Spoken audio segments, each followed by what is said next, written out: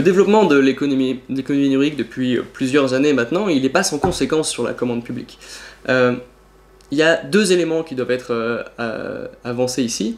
Le premier, c'est que l'économie numérique et les nouveaux outils qu'elle propose sont des opportunités extrêmement intéressantes et il est indispensable que la commande publique s'en saisisse pour améliorer son fonctionnement. Donc, il faut améliorer la commande publique telle qu'elle existe aujourd'hui.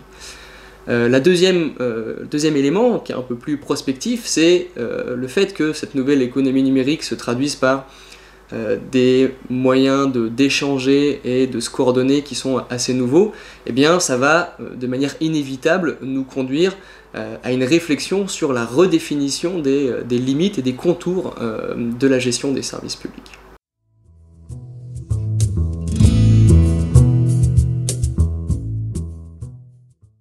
Peut-être que le mieux serait d'utiliser un exemple avec la procédure qui a été lancée en 2014 par le SGMAP, le Secrétariat Général à la Modernisation de l'Action Publique, avec la procédure dite des marchés publics simplifiés. Donc ici, l'idée est d'aller vers toujours plus de dématérialisation des marchés publics. Ça veut dire quoi dématérialiser? C'est-à-dire pouvoir passer un marché, soit en passant par une messagerie électronique, donc on reçoit les offres par mail, soit en passant par des plateformes centralisées de publicité et de candidature. Donc aujourd'hui en France, seulement 11%, donc aujourd'hui en 2015, seulement 11% des marchés publics sont dématérialisés, et l'objectif est d'arriver à 100% en 2018. Alors, l'avantage de la dématérialisation, c'est que ça va énormément simplifier les procédures. Et donc, toujours selon l'étude du SGMAP qui a été faite en 2015, on s'est aperçu qu'aujourd'hui, lorsqu'une entreprise répond à un appel d'offres, 74% des informations qui lui sont demandées sont déjà connues par l'administration. Donc en fait, il y a une redondance dans le besoin d'information qui est renseigné à chaque candidature, qui est une perte de temps faramineuse. Donc, avec les marchés publics simplifiés, on va introduire le principe de « dites-le nous une fois », ce qui permet aux entreprises de renseigner leur information une première fois, et ensuite ça va faciliter l'actualisation de ces informations, et surtout le partage de cette information entre les différents services de l'État. Et donc, toujours selon l'étude du SGMAP en 2015, ils arrivent à la conclusion selon laquelle si on appliquait cette dématérialisation et cette formalisation très allégée de la procédure aux 300 000 marchés publics qui sont passés chaque année en France, on arriverait à des économies qui se chiffreraient à 60 millions d'euros du côté des entreprises, avec en moyenne 2 heures économisées à chaque réponse d'appel d'offres, donc ça permettrait d'améliorer la concurrence, et à des économies de 30 millions du côté de la puissance publique, avec notamment un temps précieux gagné au dépouillement des offres.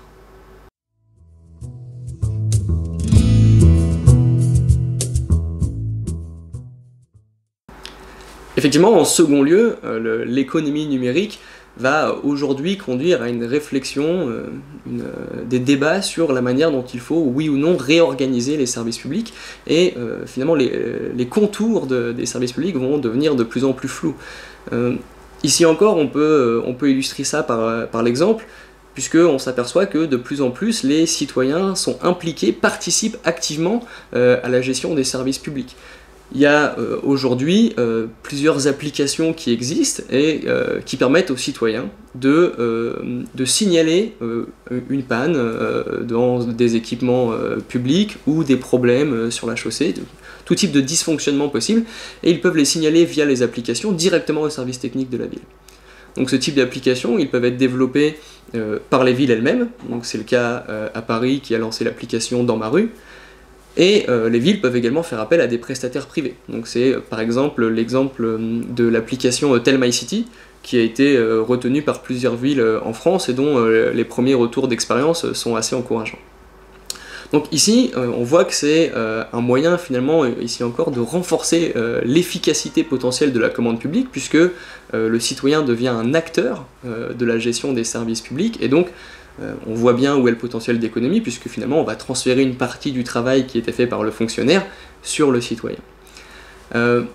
C'est pas sans danger, toutefois, et l'écueil à éviter ici est de transformer les citoyens en habitants professionnels.